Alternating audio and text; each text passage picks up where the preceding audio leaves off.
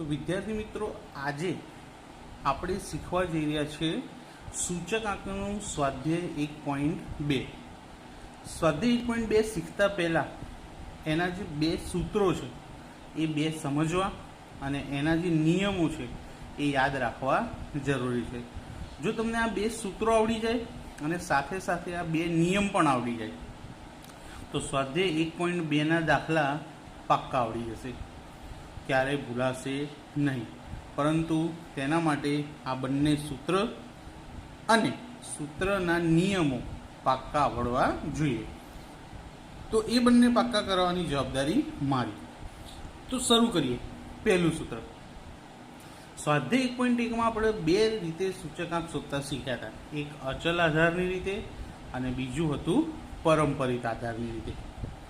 તો હવે સ્વાધ્યાય 1.2માં અચલ આધારના સૂચકાંકમાંથી પરંપરિત આધારના સૂચકાંકમાં શું કરવાનું છે? પરિવર્તન. અચલ આધારના સૂચકાંકમાંથી એને શેમાં ફેરવવાનો છે? પરંપરિત આધારના સૂચકાંકમાં. એ જ રીતે બીજા સૂત્રમાં શું છે? પરંપરિત આધારના સૂચકાંકમાંથી અચલ આધારના સૂચકાંકમાં પરિવર્તન. એટલે કે એકબીજાની અંદર પરિવર્તન કરવા માટે કયા સૂત્રનો ઉપયોગ થાય એ મેં અહીં જણાવેલું છે અને એના પરથી જ સ્વાધ્યાય 1.2 થઈ જશે. તો સૌથી પહેલાં જોઈએ કે અચલ આધાર સૂચકાંક આપેલો હોય તેમાંથી પરંપરિત આધારે સૂચકાંક મેળવવો હોય તો કયું સૂત્ર છે? તો પરંપરિત આધારે સૂચકાંક બરાબર ચાલુ વર્ષનો અચલ આધારે સૂચકાંક છેદમાં અગાઉના વર્ષનો અચલ આધારે સૂચકાંક ગુણ્યા 100. ચાલુ વર્ષનો એટલે કે ધારો કે ચાલુ વર્ષ અત્યારે 2021 છે તો છેદમાં અગાઉના વર્ષનો એટલે કે 2020નો આવશે. જો ચાલુ વર્ષ 2015 હોય તો અગાઉનું વર્ષ 2014 ગણવું. જો ચાલુ વર્ષ 2010 હોય તો અગાઉનું વર્ષ 2009 ગણી શકાય. તો આટલા ઉદાહરણ પરથી તો તમને ખબર પડી ગઈ હશે. અને છેલ્લે ગુણ્યા 100. નોંધ કે દાખલાની અંદર જો આધાર વર્ષ આપેલ ન હોય, દાખલામાં જો આધાર વર્ષ આપેલ ન હોય તો પ્રથમ વર્ષનો પરંપરિત સૂચકાંક કેટલો લખી દેવાનો? 100 લખી દેવાનો. ગણતરી કરવાની નહીં. બરાબર? ક્યારે? આધાર વર્ષ આપેલું ન હોય ત્યારે. પહેલો જવાબ સીધો શું મૂકી દેવાનો? 100 મૂકવાનો. પણ જો આધાર વર્ષ આપેલું હોય તો પ્રથમ વર્ષનો પરંપરિત સૂચકાંક જે અચલ આધારે સૂચકાંક આપેલો હોય તેનો તે જ મૂકવાનો. એટલે કે પહેલા વર્ષનો સૂચકાંક જે આપેલો હોય અચલ આધારે એને જ પરંપરિત આધારમાં મૂકી દેવો. ક્યારે? આધાર વર્ષ આપેલ હોય તો. અને ના આપ્યું હોય તો પહેલો જવાબ શું મૂકવાનો? 100 મૂકવાનો. અને આપેલો હોય તો જે સૂચકાંક લખ્યો હોય એનો એ જ સામે જવાબ લખી દેવાનો. તો યાદ રહે કે ભાઈ પરંપરિત આધારે સૂચકાંક કેવી રીતે શોધાય? શેમાંથી? અચલ આધારના સૂચકાંકમાંથી. ત્યારબાદ બીજું કે પરંપરિત આધારના સૂચકમાંથી અચલ આધારનો સૂચકાંક કેવી રીતે મેળવવો? તો અચલ આધારે સૂચકાંક બરાબર ચાલુ વર્ષનો પરંપરિત આધારે સૂચકાંક ગુણ્યા અગાઉના વર્ષનો અચલ આધારે સૂચકાંક છેદમાં 100. આ ખાસ યાદ રાખવું, કારણ કે બધા જ સૂત્રમાં 100 હંમેશા બાજુમાં આવતા હતા. આ સૂત્રમાં 100 ક્યાં આવે છે? છેદમાં. તો અહીં આગળ શું? ચાલુ વર્ષનો પરંપરિત આધારે સૂચકાંક ગુણ્યા અગાઉના વર્ષનો અચલ આધારે સૂચકાંક છેદમાં 100. અને નોંધ અહીંયા એક જ છે કે પ્રથમ વર્ષનો જે સૂચકાંક હોય એનો એ જ સૂચકાંક આપણે અચલ આધારના સૂચકાંક તરીકે લખી લેવાનો. જવાબ બદલાશે નહીં. શેના માટે? પ્રથમ વર્ષ માટે. એના પછી તો સૂત્ર મુજબ ગણતરી કરવાની. પણ પહેલા વર્ષમાં જે સૂચકાંક આપણને પરંપરિત આપેલો હોય એનો એ જ અચલ આધારમાં લખી લેવો. જવાબ બદલવો નહીં અથવા તો બદલાશે નહીં. તો હવે આ બંને સૂત્ર તો શીખી ગયા, બંનેના નિયમ પણ જોયા. તો હવે નિયમ પરથી દાખલા ગણીશું. તો દાખલા કેવી રીતે ગણાય તેના માટે સ્વાધ્યાયમાં 4 દાખલા આપ્યા છે. 2 દાખલા અચલમાંથી પરંપરિતના અને 2 દાખલા પરંપરિતમાંથી અચલના આપેલા છે. તો હું બંનેમાંથી એક દાખલો હું ગણું છું અને એક દાખલો પ્રેક્ટિસ માટે તમને આપીશ. તો નીચે હોમવર્ક માટે મેં લખેલું છે, તો તમે જાતે પ્રેક્ટિસ કરી શકો. તો હવે આવી જોઈએ એના દાખલા. તો શરૂ કરીએ સ્વાધ્યાય 2.2નો સ્વાધ્યાય 1.2નો દાખલા નંબર બીજો. સ્વાધ્યાય 1.2 એનો દાખલા નંબર કયો? બીજો. અને દાખલા નંબર બીજામાં શું શોધવાનું કીધું છે આપણને? અચલ આધારમાંથી પરંપરિત આધારમાં. એટલે કે આપણું જે પહેલું સૂત્ર હતું તે કે અચલ આધારે સૂચકાંક આપેલો છે અને તેને શેમાં ફેરવવાનું છે? પરંપરિત આધારે સૂચકાંકમાં પરિવર્તન કરવાનું છે. તો કોઈ પણ દાખલો ગણો તો દાખલાની પહેલાં એનું સૂત્ર લખવું પડે. જો આ સૂત્ર તમે અહીંયા ઉપર નહીં લખો તો અહીં કોષ્ટકમાં લખવું પડશે. આટલું મોટું સૂત્ર કોષ્ટકમાં સમાવવું થોડું મુશ્કેલ લાગે. નાના અક્ષરે લખવું પડે, ગમે તેમ રીતે શોર્ટમાં લખીને સમાવવું પડે. એટલે એના માટે શું કરીશું? આપણે સૂત્ર પહેલાં જ લખી દઈએ કે પરંપરિત આધારે સૂચકાંક બરાબર ચાલુ વર્ષનો અચલ આધારે સૂચકાંક છેદમાં અગાઉના વર્ષનો અચલ આધારે સૂચકાંક ગુણ્યા 100. અચલમાંથી શેમાં ફેરવવાના? તો પરંપરિતામાં. તો પરંપરિતનું સૂત્ર આપણે લખી દીધું.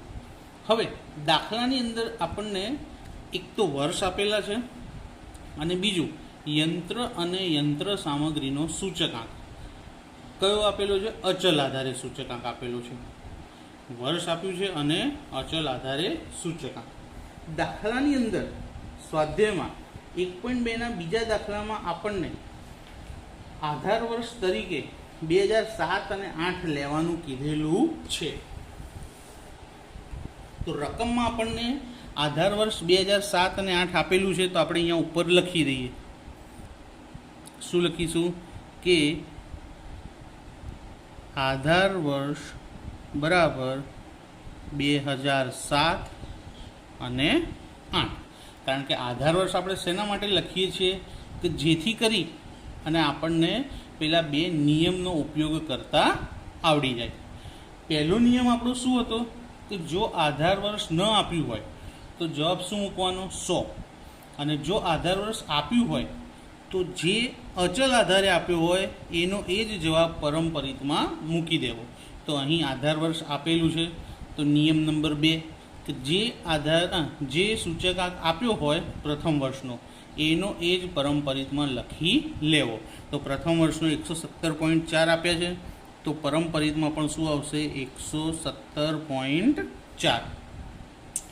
ત્યારબાદ સૂત્રનો ઉપયોગ કરીએ. ચાલુ વર્ષનો અચલ આધારે. તો બીજામાં ચાલુ વર્ષનો અચલ આધારે કેટલો છે? 118. તો લખીએ 118 છેદમાં અગાઉના વર્ષનો અચલ આધારે. તેને અગાઉના વર્ષનો અચલ આધારે કેટલો છે? 117.4 અને જોડે ગુણ્યા 100. તો 118 ભાગ્યા 117.4 ગુણ્યા 100. તેનો જવાબ મળશે આપણને 100.51. 100.51. ત્યારબાદ 121.3 ચાલુ વર્ષનો અચલ આધારે. 121.3 અગાઉના વર્ષનો 118 ગુણ્યા 100. તો 121.3 ભાગ્યા 118 ગુણ્યા 100 કરીએ તો 102.80. 102.80. એ જ રીતે 11/12 શોધીએ તો ચાલુ વર્ષનો 125.1 છેદમાં અગાઉના વર્ષનો 125.1ની અગાઉ શું છે? 121.3 ગુણ્યા 100. તો આ બેનો ભાગાકાર કરી અને 100 વડે ગુણીએ તો શું જવાબ મળશે આપણને? 103.13.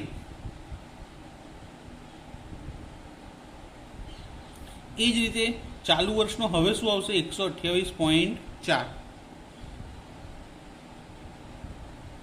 છેદમાં અગાઉના વર્ષનો 125.1 ગુણ્યા 100. તો હવે 2012 અને 13નો કે 128.4 ભાગ્યા 125.1 ગુણ્યા 100. તેનો જવાબ કેટલો મળશે આપણને? 102.64. ત્યારબાદ 13-14 માટે 131.6 ભાગ્યા 128.4 એની ઉપરનો 128.4 ગુણ્યા 100. તો અહીં પણ ભાગાકાર કરીને 100 વડે ગુણશો તો 102.49. એ જ રીતે છેલ્લું 2014-15નો ચાલુ વર્ષનો કેટલો 134.6 છેદમાં અગાઉનો કેટલો 131.6 ગુણ્યા 100. તેનો જવાબ આપણને કેટલો મળશે 102.28. તો એકદમ સિમ્પલ દાખલો હતો. ચાલુ વર્ષ છેદમાં અગાઉનું વર્ષ ગુણ્યા 100. આ શું કર્યું આપણે?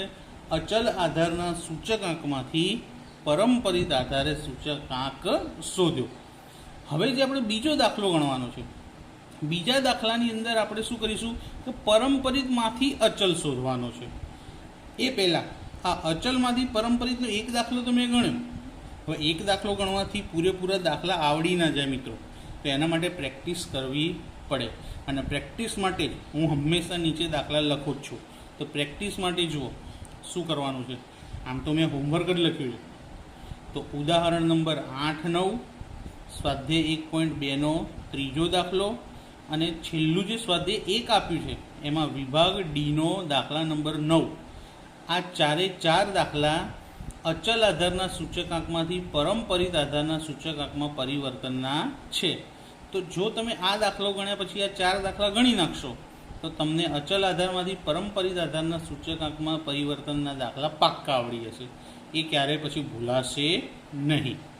તો હવે આપણે જોઈએ પરંપરિતમાંથી અચલનો, અને એના માટે આપણે જોઈશું દાખલા નંબર 4.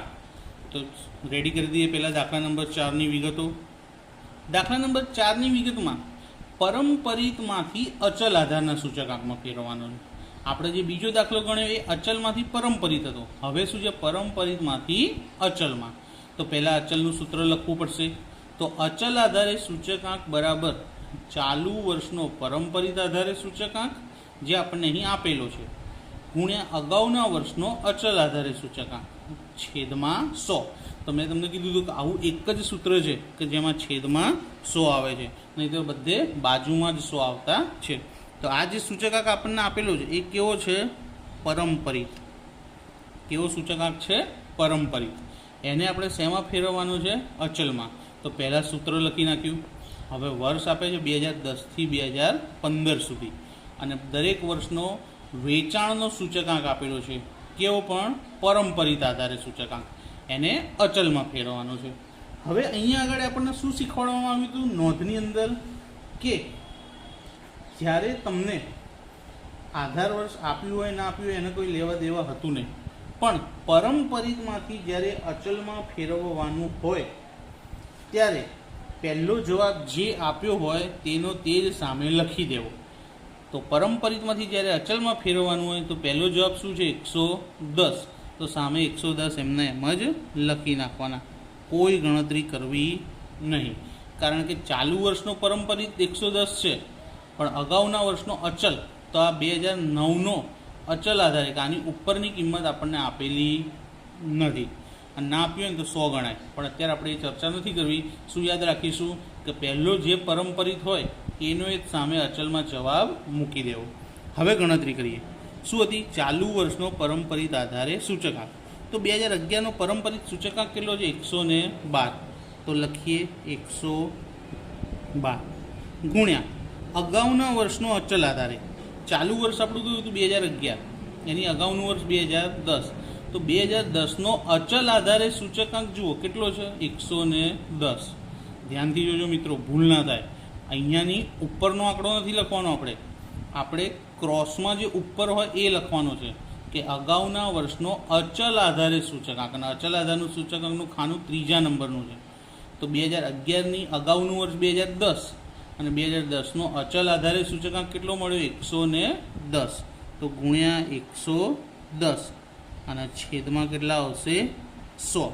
તો 112 ગુણ્યા 110 અને ભાગ્યા 100. તેનો જવાબ મળશે 123.2.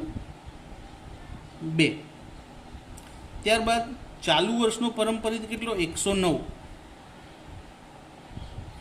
ગુણ્યા અગાઉના વર્ષનો અચલ આધારે કેટલો મળ્યો? 123.2 છેદમાં 100. તો 109 ગુણ્યા 123.2 છેદમાં 100. તેનો જવાબ મળશે 134.29. જવાબ આવ્યો 134.29. ત્યારબાદ 2013નો ચાલુનો પરંપરિત કેટલો? 108 ગુણ્યા અગાઉનો અચલ આધારે કેટલો? 134.29 છેદમાં 100. તો એનો જવાબ મળશે આપણને 145.03. 145.03. ત્યારબાદ 2014નો પરંપરિત કેટલો? 105 ગુણ્યા એના અગાઉના વર્ષનો અચલ આધારે કેટલો? 145.03 છેદમાં 100. તો અહીં પણ આ બંનેનો ગુણાકાર અને પછી કરવાનો ભાગાકાર. તો જવાબ આવશે 152.28. કેટલો? 152.28. અને છેલ્લો 2015નો ચાલુ વર્ષનો પરંપરિત 111 અને અગાઉના વર્ષનો અચલ આધાર 152.28 ભાગ્યા 100. અને એનો જવાબ મળશે 169.03. તો આ શું ફેરવી નાખ્યું? પરંપરિતમાંથી અચલ. તો બંને રીતના દાખલા થઈ ગયા. હવે આમાં પણ પ્રેક્ટિસ માટે દાખલા ગણવા પડશે. તો અહીં આગળ 3 દાખલા છે. એક ઉદાહરણ 10, ત્યારબાદ સ્વાધ્યાય 1.2નો દાખલા નંબર 1 અને સ્વાધ્યાય 1ના વિભાગ ડીનો દાખલા નંબર 10. તો આ 3 દાખલા તમે આ જ રીતે ગણી નાખશો તો તમારે પરંપરિતમાંથી અચલ આધારમાં પરિવર્તન પાક્કું આવડી જશે. તો અહીં આગળ લેક્ચર આપણે પૂરો કરીએ છીએ. બરાબર? ગમે તો તમે ચેનલને સબસ્ક્રાઈબ કરજો અને તમારા મિત્રોને શેર કરજો.